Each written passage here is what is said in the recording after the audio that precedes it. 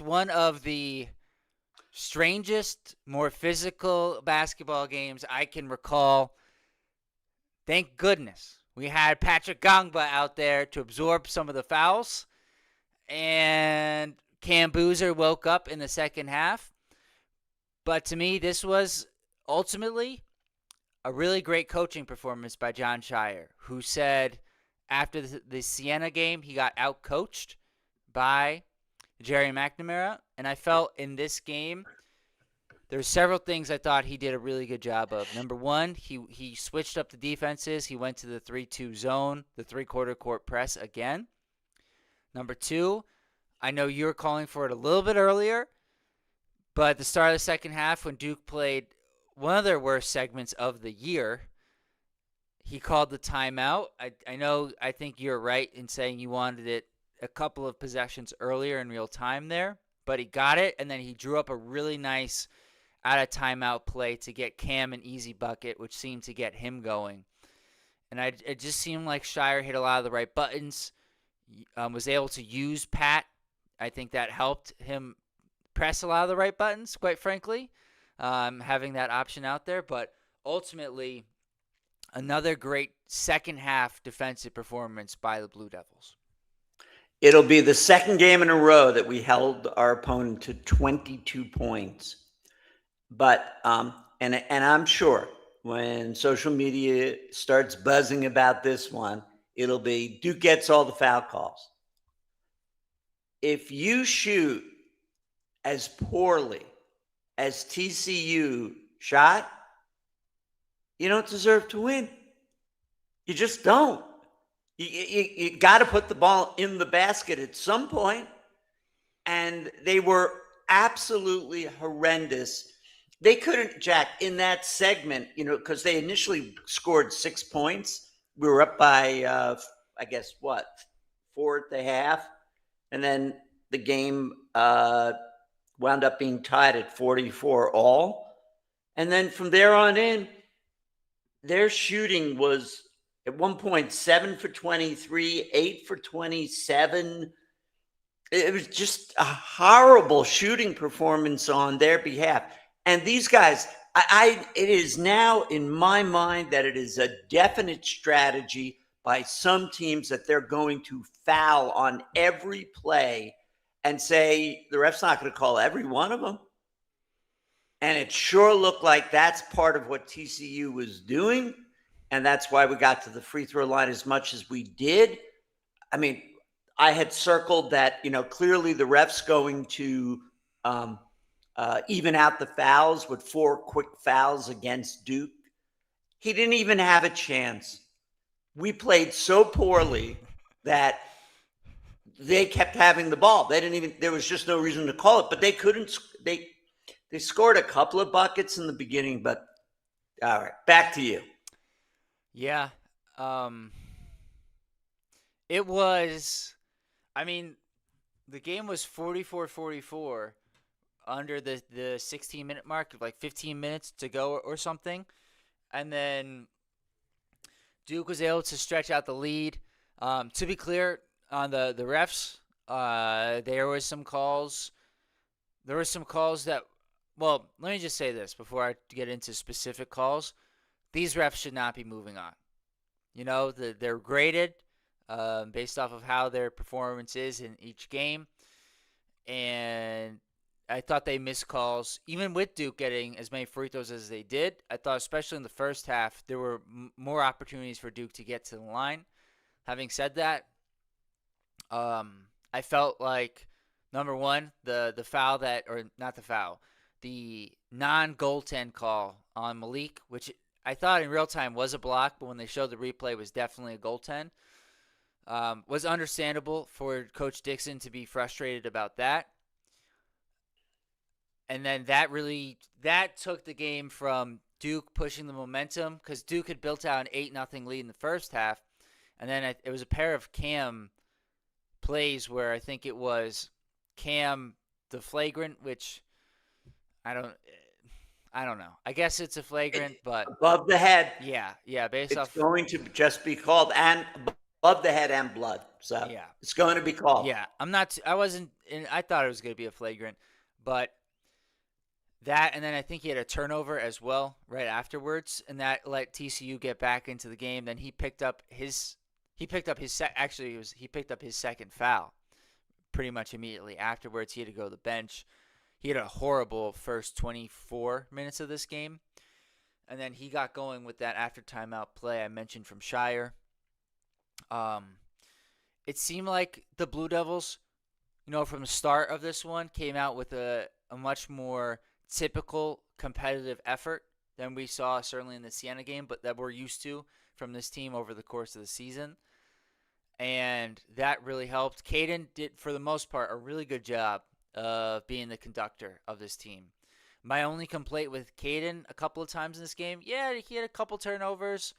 One was in that bad stretch, and the other was at the end of the game. So he had one meaningful turnover, which is outstanding against a TCU defense that forces a lot of turnovers.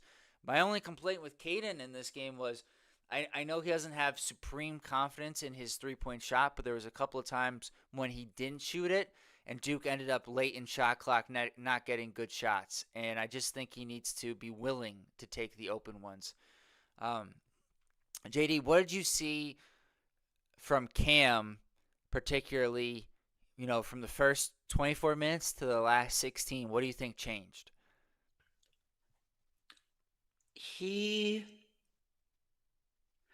Jack, do you remember the play in the Siena game when he was in the middle and he was wide open and he just didn't go, and he was, just bouncing around? Yeah. I'm not saying it's like that, but it's like, wait a minute, I'm the player of the year. You got to stop me. And I didn't feel like he was playing like the player of the year with supreme confidence against a team that wasn't that big. I mean, certainly he wasn't going to be going up in the trees on this one. The trees were the same height as he was. And therefore, I don't know what it was, but when we get to the stats, as you like to say, he finished pretty darn close to his 20 and 10. He sure did. And it was an interesting game. Like, it starts off, it was kind of going back and forth. We get a Caden to Malik alley-oop. They get a 3. We're down. They get a 2. Then we're down 2-5. Then Sar gets a 3. Sar had a great game. Sar had an awesome game. Defense hit multiple threes. He hit multiple above the break threes. I think on the season he has 4 or 5. Multiple. That's March Madness, right? And one of them was a step back 3.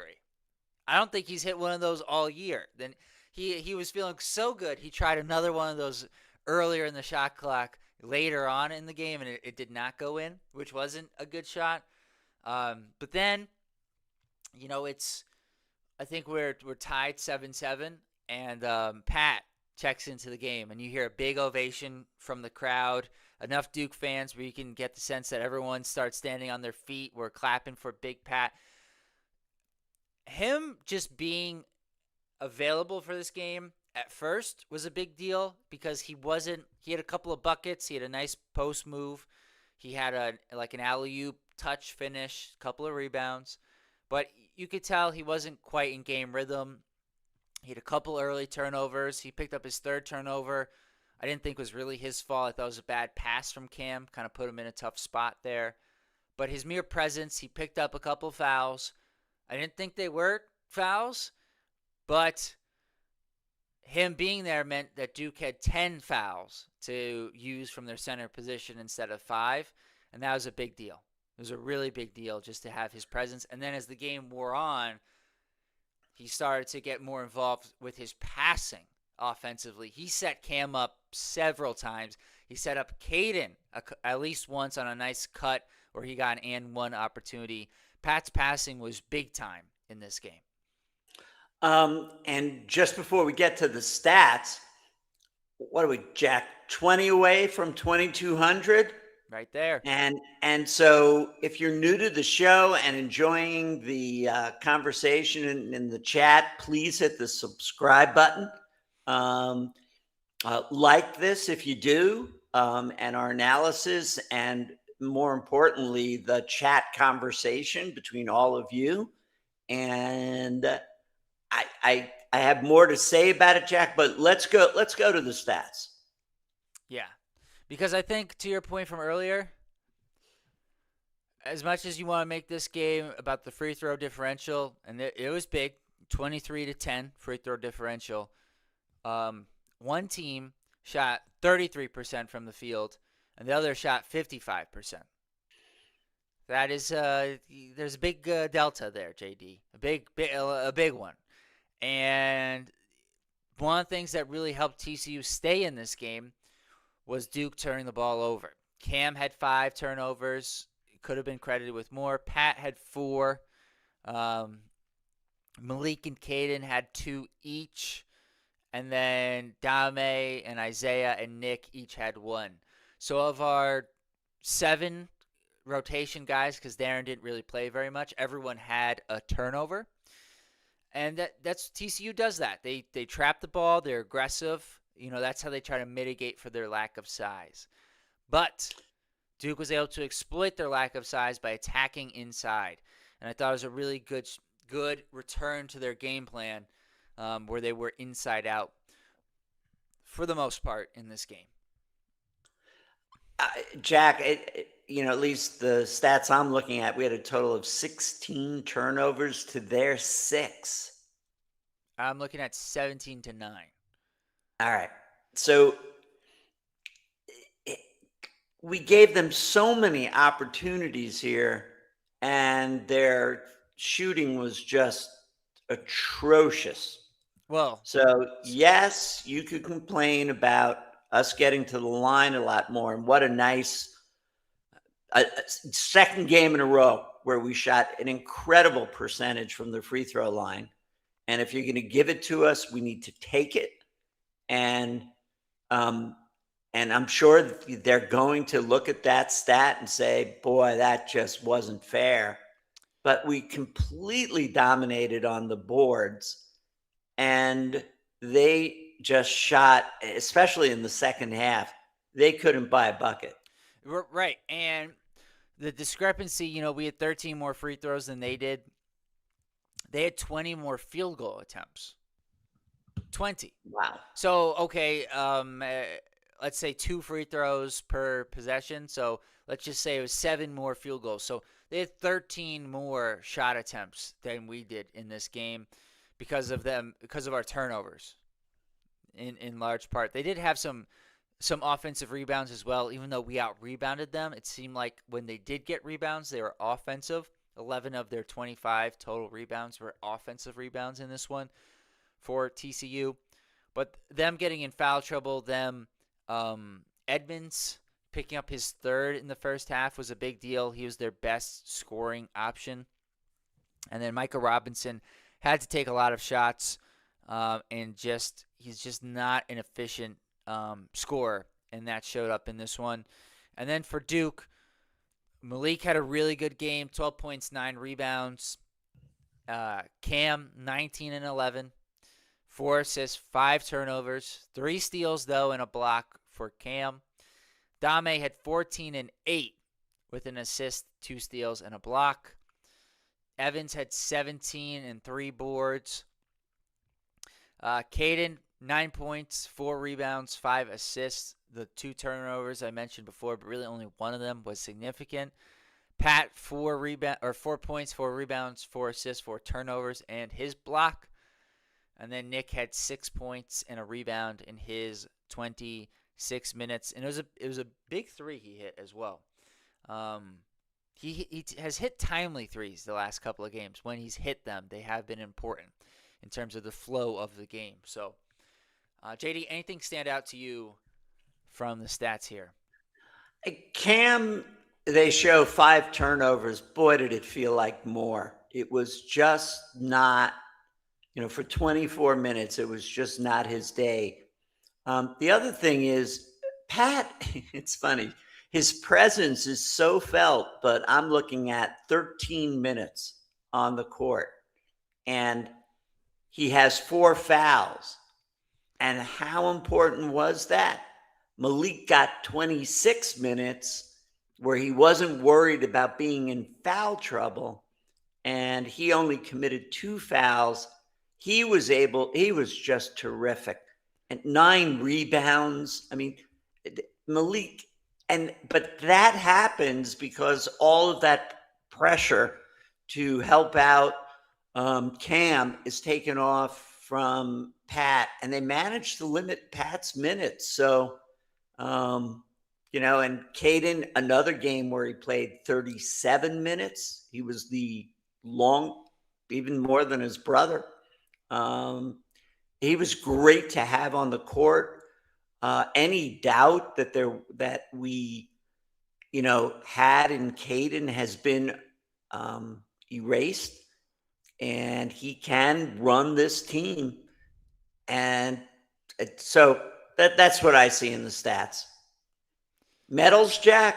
Oh boy, I'm having a tough time here, JD. I'm having a tough time. I think there's 4 guys here who are in consideration here. I'm going to work my way through this, all right? I've got, in no particular order right now, Caden, Malik, Dame, and despite the fact he only played 13 minutes, Pat. Because I thought he was that important for Duke. And I don't think anybody really stood out, for the gold necessarily from that group. And so therefore, here's what I'm going to do. I'm going to go with Dame. I thought he did a really good job of limiting their point guard, Brock Harding, in getting into the paint and getting open shots for his teammates. Like, his length was really noticeable in this game. Harding had 4 assists. He did have 4 assists, but I felt like Dame did a really good job defensively, and then he hit multiple threes. He led Duke in threes in this game, which is just not – he had 4 threes, JD, 4. 4 of the 7 for the team and 8 rebounds. The more I talk about this, the easier this feels for me with Dame for goal. Then it gets a little bit trickier. So much so, I'm going to switch what I just wrote down. I'm going to go with Malik. For the silver. I agree. This was the last couple of games we've been talking. We hadn't seen the Malik that we're used to seeing. I agree with you. I think Pat being available just took the pressure off of Malik. Like, he could play a little bit more freely. He didn't have to worry about not fouling. I feel like that got in his head a little bit. And he just the first half I was counting deflections. He had at least 5. And he had a great game. There were 9 rebounds, a number of tip outs offensively. Like, he had a really good game and really good defense per usual. And then bronze, I'm going to go with Caden. I thought he did a really good job just running the offense, limiting his turnovers, even though Duke had a lot as a team. Timely buckets, some good passes. Even, I think he had, 4 or 5 assists? He could have had 5. more. 5. He could have had more. Like, I remember distinctly, first half, really beautiful cross-court pass to Evans, which he missed the wide-open 3 from the corner. And then he ended up getting a nice drive for a bucket. Evans, typically, when he shoots, what he finished shooting in this one? 2 for 8. Like, when he shoots like that, you'd say, yeah, he forced too many. I felt like he didn't force that many of his 8 threes. I felt like 3 or 4 were wide open that he just missed. And probably a good thing. Like, he's going to hit shots. I'm not worried about Isaiah Evans not hitting shots. So, and then your honorable mention from me is Big Pat. Because him being available and out on the court just changed the whole personality of this Duke team. So, Jack, for your medals, yeah. It's fascinating about how you selected them. The 2 leading scorers, Cam Boozer, who finished with 19 points and 11 rebounds, but was absent. You had to mark him as absent for 24 minutes. and Isaiah Evans, who had 17 points. So the two leading scorers did not medal. It'll be interesting to see what the chat says. Yeah, let's go. Let's go there now. So let's see. All right. I lost the beginning here. Tylee the Eggs. Shire is one hell of a coach. With what this team is doing right now is amazing, and it's all driven by timely coaching. He was phenomenal tonight. If I wanted to do a cop out, I could have given him the gold. But I gotta keep my integrity. I gotta keep my integrity. It's going to the players. Chop uniform, hell yeah! That open draw dunk to Boozer early second changed the whole game. After TCU went on that 6-0 run, I was nervous, but we responded now. Gotta finish strong. No injuries or dumb plays. Before then, they had shut Boozer down, honestly, but after that, he got going. Also, Dame Sarr, those 2 threes were so huge for separation. Our threes weren't great this game. These are some better live than chats. Siena. Yeah, well, that's true. Where were we at this game? 33%? We almost doubled our percentage from Siena. Man. All right, let's keep going. Chopped uniform. Dame Sarr again. Freaking A. Let's go. Dirty Devils to the Sweet 16. We're still dancing, JD. We're still dancing. We're dancing. Muksambu came with just one field goal attempt in the first half. Shows his unselfishness and how he doesn't force anything. Well, yes, but there have been games where he's been in a similar situation, and I've felt his impact more than in this game. And I think part of that was he was also turning the ball over a lot. And so while he didn't force the issue, which was good, I felt like he didn't have much of his fingerprints weren't much on this game. So much so that when he got a bucket early-ish in the second half, Bill Raftery said, "Welcome to the party." Like, where were you? Yeah. William Powers, that's the Duke I know. Our defense really stepped up. Big Pat really is a crucial piece to this puzzle, and the media keeps doubting Caden. He is becoming a stone-cold star. I really hope he stays. What was that stat you had, JD, on the defense? 2 games in a row. Held in the second half, held Siena and TCU to 22 points. Yeah.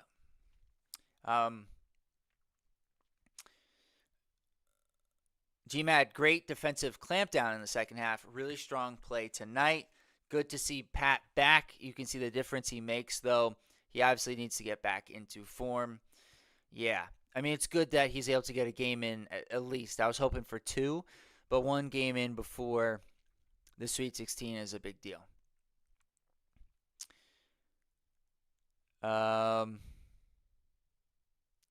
Yeah. Big Pat is huge. Tropic uniform. William Powers, Caden, and Rippey together next year. Best backcourt in the country at Duke again. Yeah, and Foster, I imagine. So we're going to have a really good trio. GMAT.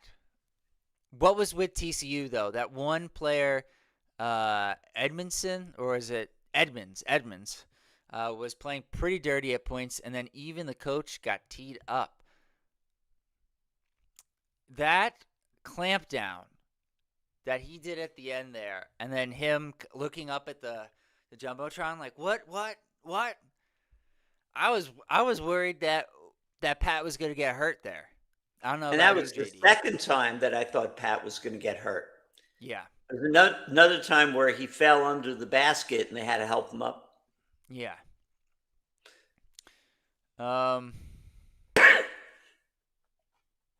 Yeah, I'm with you, Tropic Uniform. Too early to talk about next year. You're right. Laura Markle, Duke is back. Washington, D.C. Here we come. Here you go, Laura. I know you're going to be there. Can't wait to see them in person again this season. On-site reporter. Yeah. Corey Miller. Those first few minutes of the second half were brutal, to say the least. Luckily, they got together and rolled. Sure did. GMAT talking about the clampdown. Yep. This is William Powers. Pat helps control the bricks for someone to have a better chance for rebounds. It's a very good point by William there, because Pat doesn't average necessarily a ton of rebounds, but he's a great positional defender. So he doesn't get a lot of rebounds. He doesn't necessarily block a ton of shots, but he's a tremendous presence around the rim, and he helps his teammates rebound, and he limits the opposition. I think there was a stat when Pat is on the court, the other team's percentage, close twos around the rim, 52%. When Pat is off the court, 60%. 60%. And, the amount of people you see on social media saying, well, he's just a role player. I mean, box score scouting is a problem. Yeah, Mungsambu waiting for that Sweet 16 preview. I'm sure you guys will be watching the St. John's, Kansas game. We sure will be. I'm sure a lot of you guys will be. That's tomorrow at, I believe, the same time as this Duke game, 5:15, if I am correct. Houston's up big, by the way. They're up 25. Yes, St. John's, Kansas, 5:15 tomorrow. That should be a very good game. Well, could be a very good game. I wonder if St. John's kind of hits them in the mouth, but we shall see. I haven't loved the way Kansas has been playing in the last 3 weeks or so. Laura says Kansas would be easier to prepare for since we already played them. The only adjustment would be preparing for Peterson. It's a big adjustment, JD. Well, but as you pointed out, all season they've gone back and forth with Peterson. They have sometimes actually looked better and more cohesive. Yeah. And then when you bring Peterson on the court, you've got to allow for him being able and capable of getting his points, but that then disrupts a team that had been in a flow. So let's see how Kansas City's St. John's plays out, and then we'll know what to expect.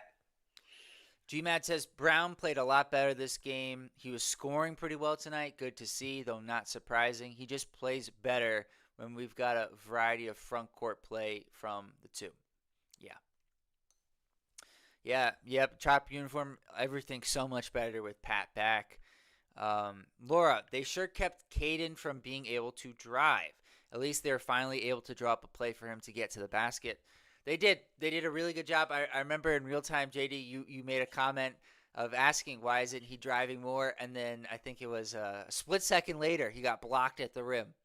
And I was like, it's tough. They do a good job of helping. They really help, and they force you to kick it to the other side for threes, and that's how they force a lot of turnovers. Because their defense, it's not chaotic. It's designed to force you to make specific passes.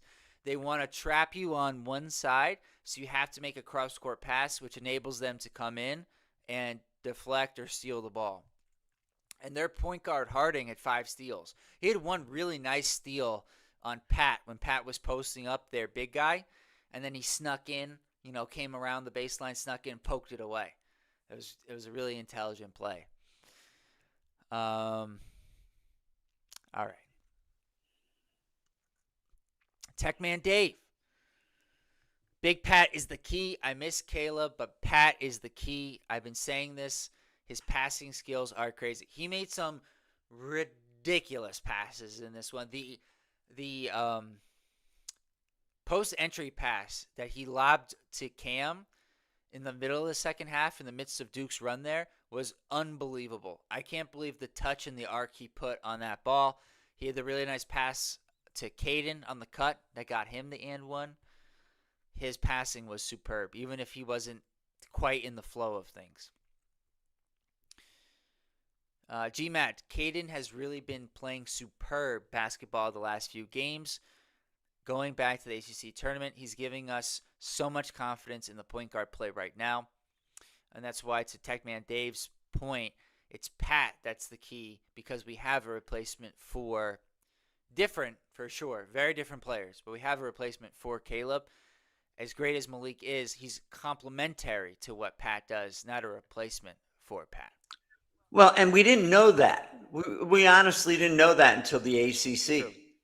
And so that what makes Caden's run even more remarkable, though there are people that said he's fully capable of this, was that he got the opportunity to do it and do it at the highest level. None of these are, cupcake games. These are all, teams are trying to slit your throat. And he had no turnovers in 40 minutes in the Siena game. He had 2 turnovers in 37 minutes in the TCU game. I mean, that's what you want out of your point guard. And to be clear, this team would be better with a healthy Caleb Foster. I don't want that to be misinterpreted. I'm just saying, in terms of surviving one of the two guys being out, we have a much easier time with, to your point, what we've seen from Caden of late than without Pat, just because of we only have 2 bigs if we don't have Pat, even if he's hurt, So we just don't have the size inside. And getting him back is a really big deal. It's a really big deal for this Duke team. What was the final score, JD? It was 81-58. 81-58. So we won against the 9 seed by almost quadruple as much as we won against the 16. And there's one guy who played 13 minutes, which was the difference between the teams that we had in each game against better competition. But it's great. It's great we got Pat back. I just feel so much better about Duke going into the Sweet 16 now. I think it's also really good for this Duke team to now have. I don't recall if we play on Thursday or Friday. We may play on Friday, which is good for this week, but it's always kind of weird. Whatever. Point being that it will be good for this team to get a little bit of an extended rest. They played 3 games in 3 days with 7 guys in the ACC tournament, and then not a overly quick turnaround, but Saturday to Thursday with only 7 guys, I think had some effect on the team. So now getting 5 or 6 days between games, maybe 7 if it's on, 6 if it would be on Friday, is a big deal. And having Pat practicing, probably not too much. They're still going to be cautious, I imagine. But hopefully we can get Pat to 20 minutes next game. It should be a big deal. Tropic Uniform, Sar was the best 3-point option, honestly, especially in the second half. Slim didn't get off from 3, but had some great drives. And that 4-point play was huge, especially first half. Great call out there, Tropic Uniform. I forgot to mention that 4-point play. That was brilliant. He drew the foul. He completely drew the foul. He drew the foul and had enough energy, composure to then still drill the 3-pointer. I mean, yeah. And then he did that later, where he had an and one on a drive. Yeah, it was like he drove and then pump faked, and then it was like a kind of a fading, not a shot, but like kind of like a push. I don't know what you call it. It was one of Edmonds' 4th foul. On that one, I can understand TCU having. He didn't really go forward very much. He was mostly straight up and maybe went forward a little bit. And with the way that game was called and how physical it was, I can understand them having a gripe on that call. But for as many calls as there were like that, there were also plays that weren't called despite how many free throws Duke had. GMAD says Cam's 5 turnovers, definitely the story for me in this game, though we had a lot of turnovers generally. Caden had 5 assists to 2 turnovers, though, pretty good.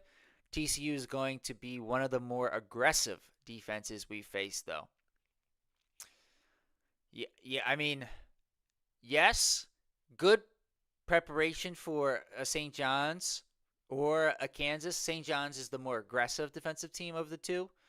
I mean, I don't know if you guys saw, there was a highlight from their first round game of their center, who I really love, Zuby Ejiofor, was guarding Northern Iowa's point guard. He picked him up on the inbounds play in Northern Iowa's side of the court, and then guarded him the entire way until he forced a turnover in St. John's side of the court. That's their center. It's just incredible. Corey Miller, that double foul on Pat was BS. His hands were up pretty much the whole time.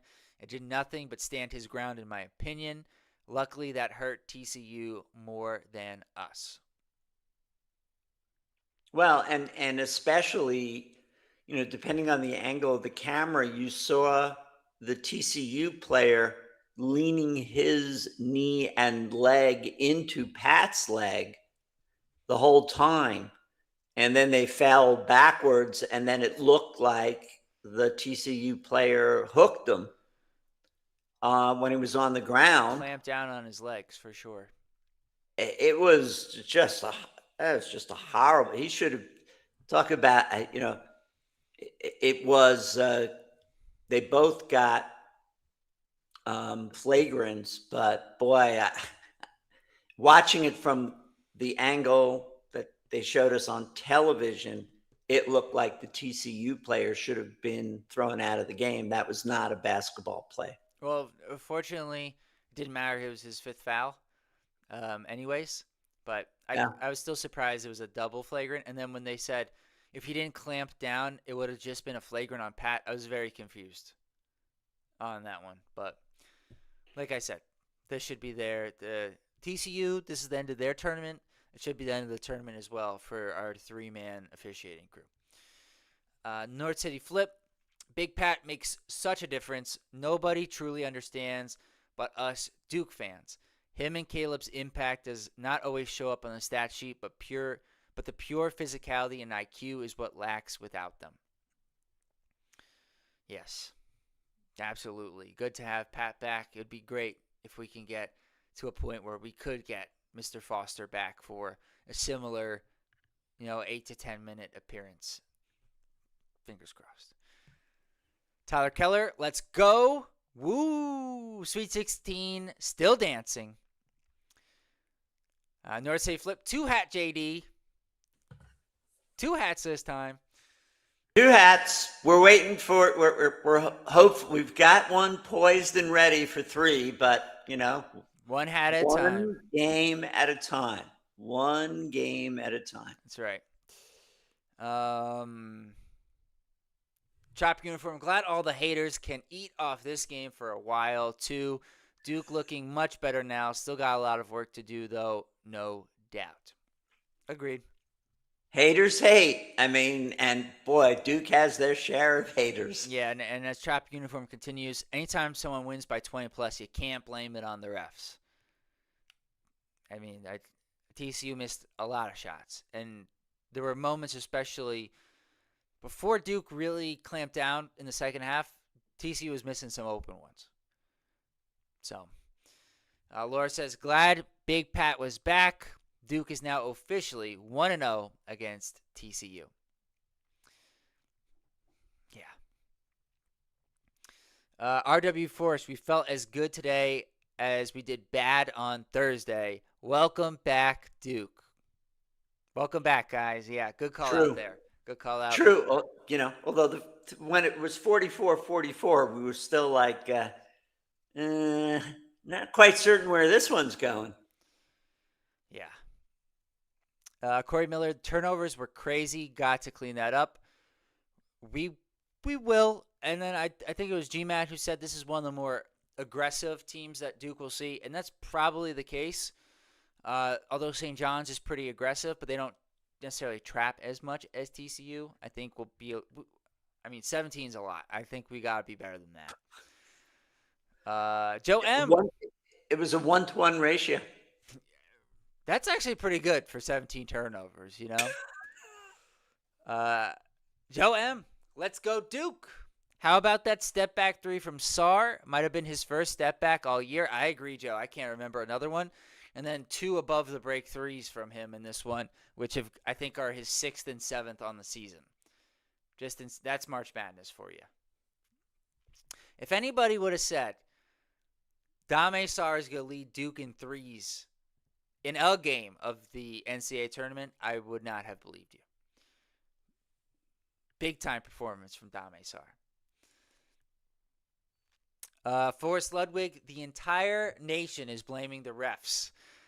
But how the refs mucked up the game with a trigger-happy whistle definitely was hurting Duke from pulling away a few times. That's an interesting way to look at it. Yeah, and I mean, Duke definitely got some calls, let's be clear. But I also felt like there were plays where they didn't call things on TCU, which helped them as well.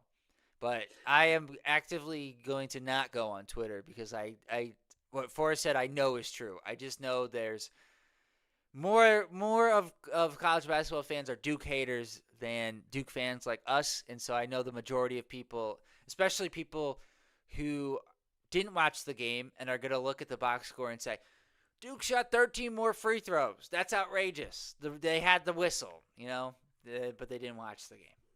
Go ahead. Yeah, and I forget what was the final, 19 or 22, I think, from the free throw line. I think we only missed 3 again. I mean, our free throw shooting is off the charts. And that necessarily, you can't count on that to be at that percentage. So, great. Send us there and we hit them. Oh, I missed some here.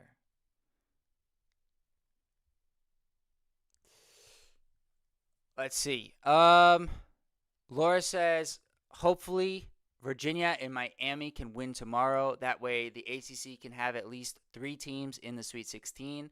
The more money for the ACC, the better. I strangely have more confidence in Miami.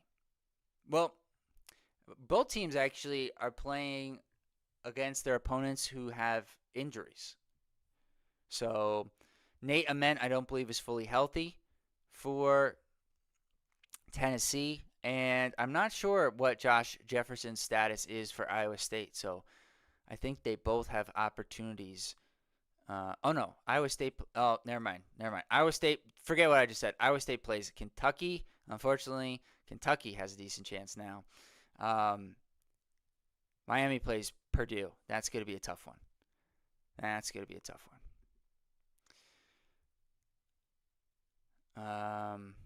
Yeah. Joe M. Slim was on fire today. His dunks were great energy boosters. Loved how he hyped up Nick after Nick drained a 3. Yeah, he missed a bunch of open threes, but overall a pretty good game from Slim in this one. He provided energy and a scoring punch for Duke, especially in the first half. He had a really good first half. And, wrong one. GMAD says, when Cam gets into trouble, it's often because he's going after it like he's the player of the year and unstoppable, and he gets double-teamed and loses the ball. Likely fast break points, too. Interesting. It's taking my argument that he should play like the player of the year, and he sees it from the other point of view, which is, maybe you've got to share the ball more, be more strategic, and then you truly are the player of the year. It's a good take.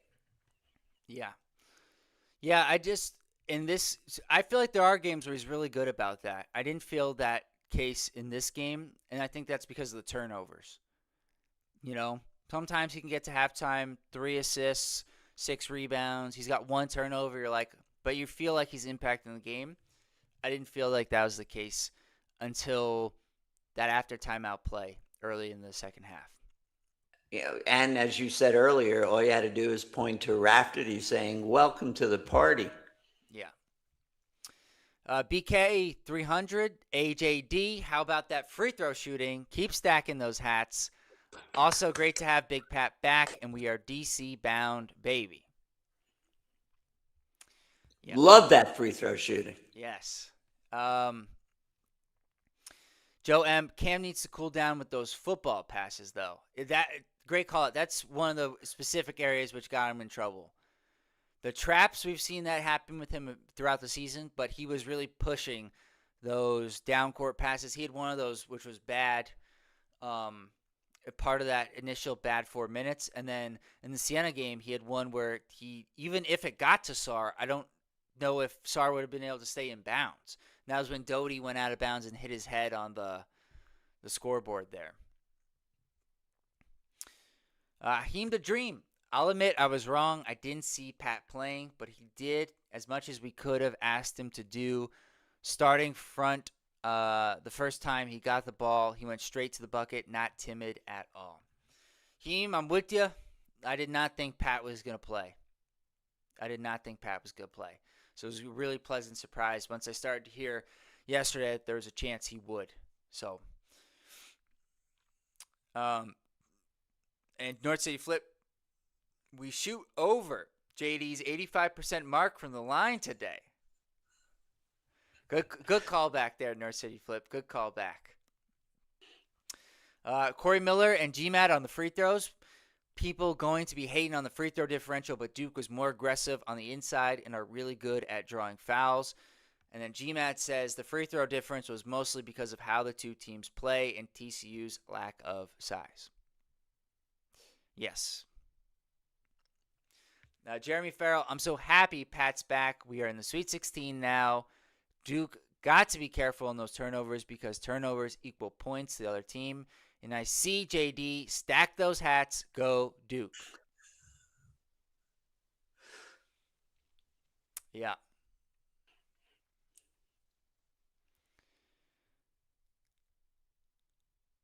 Oh, Champy's in here rooting for Arizona. Appreciate you, Champy. Yeah, Champy. Yeah, Joe M. Trap uniform. I'm with you guys. Champy's here a lot. Hey, we could see them if things go right, we could see them down the line, but one game at a time for right now. There's a long way to go here. St. John's, Kansas, potentially UConn versus Michigan State. There's a lot to go till we get to the Final Four. One at a time. Let's see. Oh, we got some medal discussion here, JD. Yeah. GMAT says, I agree. Sarr for the gold. The other three in contention in some order for me would be Brown, Evans, and Caden. Cam had a great comeback for the second half, but he just had too many turnovers for me. Ken Wilkinson, I do not disagree with the medals. Let's see. There's a couple more, actually.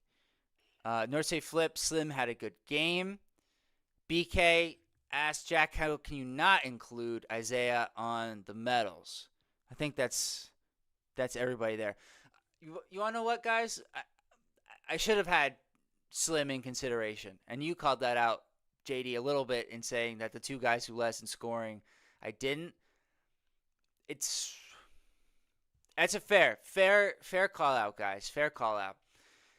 Now, if I were to put him on, I always say this, like when people complain about all-star teams, like this guy should have been there. Well, you got to say who you would take out.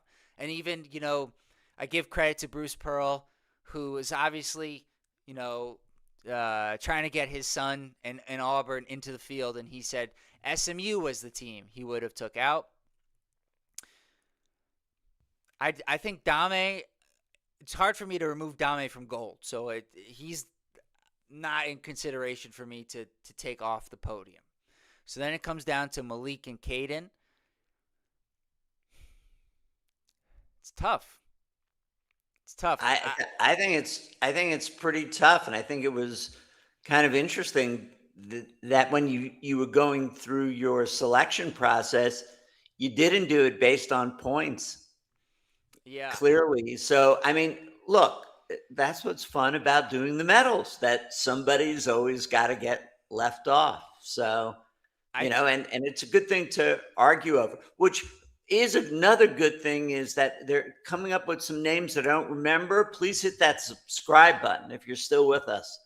yeah. Love to have you join the show. Um, yeah.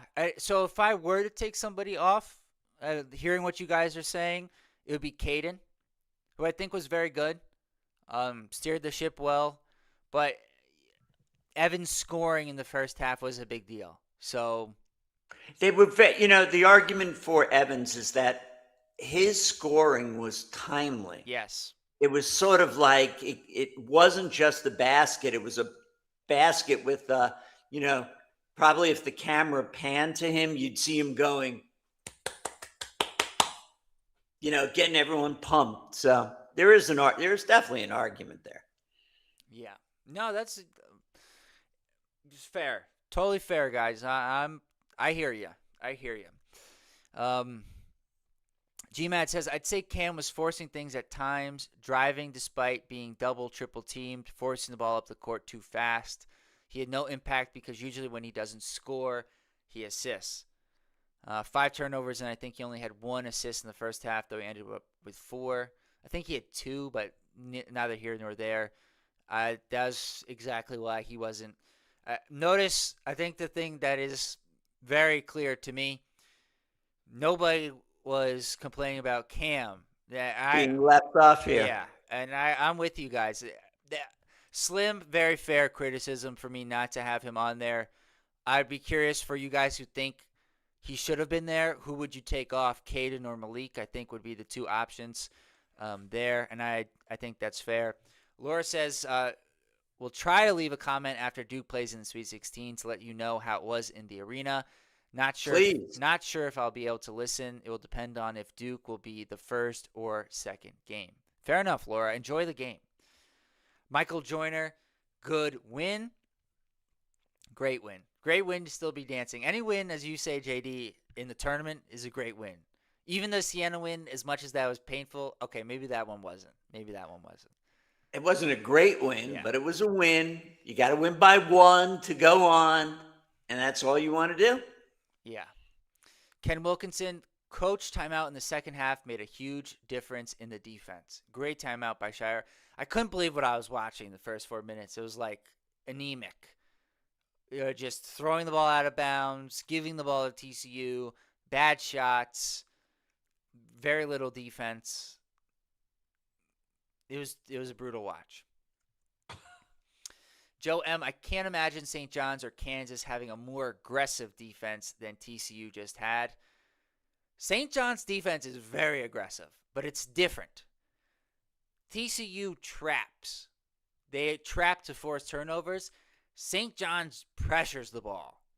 They will full court press. They will full court press and just try to wear you down. Very different styles, but you could argue just as aggressive as TCU, but not in the same way in terms of forcing turnovers. I think when you and I were talking about St. John's, what you pointed out was their strength of schedule for non-conference games is something that we'll talk about if that's who we play. Yeah. Though, to be fair, they did beat UConn twice. But UConn's non-conference wins I don't think were that great. Partially because they weren't healthy, in fairness to them. But they did beat Florida, which was a big deal. BK says, I also don't look at the turnovers. They weren't bad. All things considered, I know we will clean things up. TCU is known for creating turnovers. Yeah. Laura says it helped that Caden got to play along with Caleb this season until Caleb got hurt. Yeah. Sam's 56-52, they fouled almost every time. Exactly. Yeah, they did. And then GMAT says the truly impressive thing about Caden is how quickly he adjusted. It was really only the first half of the FSU game where he was struggling. He had responded by the FSU end, scoring the winning point. And even though he had played with Caleb throughout the season, it was still a massive adjustment, especially with Pat off the floor, too. I am really pleasantly surprised at how well he's played. I knew he would be capable of filling in, but for 3 games in a row until this game, he had scored his career high, and we had needed him to. And it's been really impressive the way he's filled in at the point guard spot. Laura says, what about that 60-point win by Florida yesterday? That was crazy. A true statement game. I mean, a true statement game, though, when you watch the final minutes, they were still, dunking and blocking. And, at some point, call off the dogs. I mean, it was impressive. But, Jack, I'm glad Laura brought it up. It was really impressive. At one point, I was looking there, going, I don't know how many points they're going to score in a 40-minute game. And yet, it goes to something about Todd Golden where I don't love him. I just don't love him as a coach. You're pulverizing this team at some point. You say, okay, we're there. And we don't have to keep pounding them. Oh, having not watched the game, it's hard for me to say, did he put in his, second and third stringers, with 10 minutes to go, and they just kept scoring? But sometimes that happens. Like the UConn women, I haven't watched this year, but I remember in the past when they would bludgeon teams and beat, like I remember watching UConn women's, not the full game, but seeing scores where they were winning like 112 to 37. And you'd be like, somebody would make a comment like what you said, but Gino would put in his backups like early in the second half, and they would crush the stars of the other team. And then he'd go to the third string, and they would still be beating the other team. So somebody has to play, and it's not all right. You handle the chat. I'm going to see if I can get there. All right, fair enough. Yeah, GMAT. Hopefully Pat didn't get hurt there. Chris W. Caden did not handle the physicality very well in the first half, but he calmed down nicely. They have to get back in the flow since Pat is back. Now they have a few practices to clean things up. Sure do. I missed a couple from Chris. Never seen refs more confused on how to call a game. Completely lost out there. They were beating up Boozer. They should have had double the amount of fouls. It was weird also in the first 3 minutes of the game, they didn't call a foul, and then they started calling a lot of fouls. And I agree, Chris. They had a rough – worst night out there was the 3-man officiating crew. AJ1, just imagine if Sarr came back to work on his offense. He could develop himself into a top 5 NBA draft pick. True, next year's draft is very weak. I just think just a game like this in the NCAA tournament hurts us for the possibility of him coming back. Jeremy Farrell, the guy's name on TCU, his name was Punch. Your name shouldn't be named Punch if you stand in front of Cam Boozer. You're going to get punched because that's all nothing but a freight train choo-choo. All right, Jeremy. Ken Wilkinson. I hope we start playing Duke defense for 40 minutes the rest of the way. Let's go, Duke. Jack, I just pulled up the box score from last night. Yeah. You're 100% right. The starters, 23 minutes, 19 minutes, 23 minutes, 24 minutes, 25 minutes. Their backups just crushed them. One backup had 10, one backup had read the names. If I can pronounce them. Hanlockton? Yep. 19 minutes, 10 points, 9 rebounds. Urban Kavslar. He's good. Klavshar.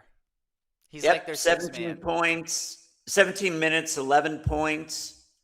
Uh, Isaiah Brown, 19 minutes, 7 points. CJ Ingram, you got to go down to number 13 there. In 7 minutes, he had 8 points and 3 rebounds. So you're absolutely right. They took out their starters and the rest of the guys played hard, which they should. So I'm going to withdraw my comment.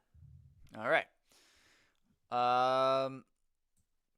GMAT, the most impactful foul call was the technical on the TCU coach. They were still only down 9 at that point within striking distance, and that call was entirely self-inflicted. Look, I get him being frustrated about the missed goaltend, but I agree, GMAT. That was Coach Shire likes to talk about inflection points. That was a big one.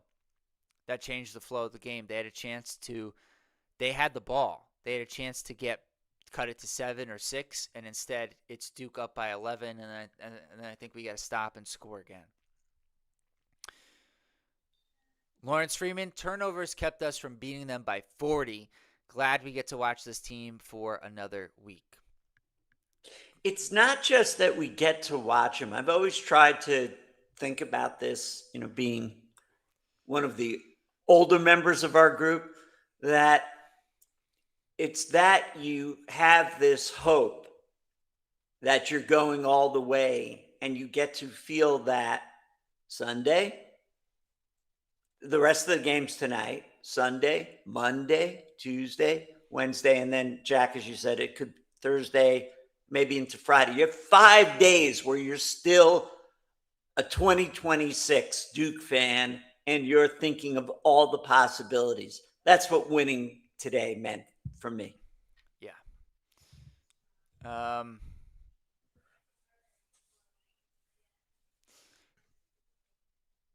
Yes. Let me pick out a couple more here, JD, to wrap us up.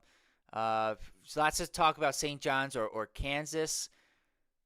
Top uniform prefers St. John's because their offense, can be dead at times. So that's a good point. Kansas shot the ball well the first game. I can't. Ball. Oh, like in their first game of the tournament. Yeah. And St. John's did, yes.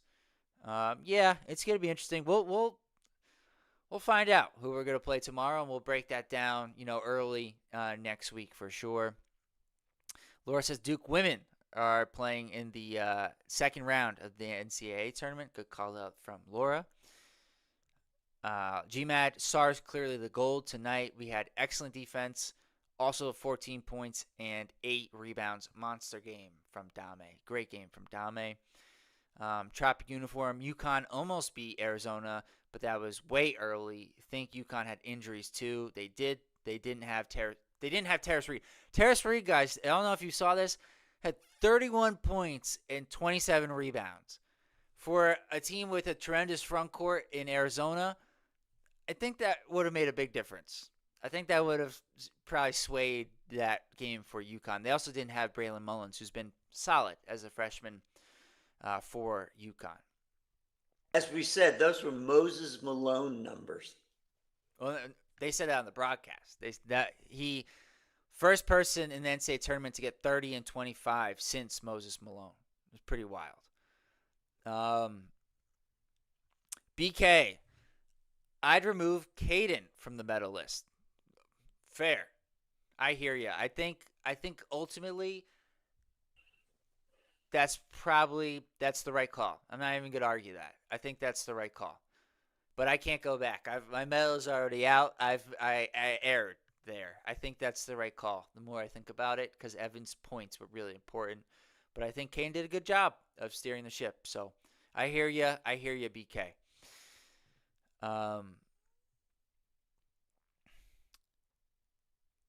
Chris W says, watch out if this team actually makes shots. Apparently outside of Dame Sarr, which is the complete opposite of what anybody would have said a few months ago. Even just coming off of this Siena game. Joe M. Edmonds came out of the gate really aggressive. A lot of push-offs on their offense too. Glad Duke didn't back down from the physicality and stepped up. I thought Edmonds got away with a couple of those, which could have been offensive fouls early in the game. I'm glad you called that out, Joe. Yeah, Tropic Uniform was. I forgot that was your team, Furman. Or they're near where you are at the very least. He was a beast, Terrence Reed. There was at the end of that game, it was like a 7-point lead, 3 minutes to go, and he got 3 offensive rebounds and kickouts, and then UConn eventually scored, and it killed a minute and a half of the effectively ended the game. Texas Gonzaga going down to the wire. What's the score of that game? Good call out there, guys. Now I'm curious. Let's see. Oh, 69-65. Yes, that'll be good to go watch here in just a moment. And then last comment here will be Trop Uniform saying, I was never sold on this Gonzaga team. Think they had some injuries too. They do. They miss their second leading scorer, Braden Huff, who's been out for a few months now. So we shall see. Yeah, Furman did have chances, Traffic Uniform. They did. They had opportunities to pull off a big upset there. But unfortunately, weren't able to get it done. Enjoy the rest of the games tonight. Enjoy stress-free tomorrow. We'll see who we're going to play tomorrow. Maybe we'll definitely be watching Kansas St. John. So that'll be fun to tune into. We'll see who wins that one. And Nebraska Vandy is today? Yes, Nebraska Vandy is just tipped off. That's a great one. I think that's my favorite game of the day. Yeah. So, all right, guys. Enjoy the rest of your